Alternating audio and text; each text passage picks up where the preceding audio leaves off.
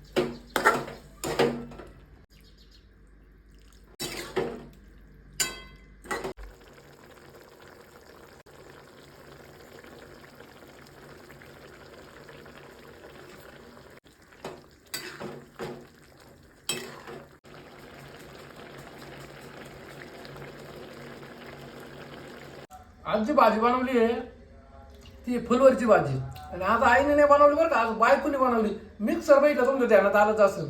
सगळ्यात महत्वाचा मुद्दा, दरवेळेस आईचं कौतुक नाही करायचं, कधी कधी बायकोचं पण कौतुक करायचं. चांगलं खायला भेटतं ना, आज आपल्याला एक नंबर भाजी भेटली खायला बरं का. घरात जर म्हातारा माणूस असेल म्हणजे ज्याला जात नाही तर त्याला पण ही भाजी खाता येईल, आणि लहान पोराला शाळेला डब्याला पण नेता येईल, एवढी भारी भाजी झाली आहे.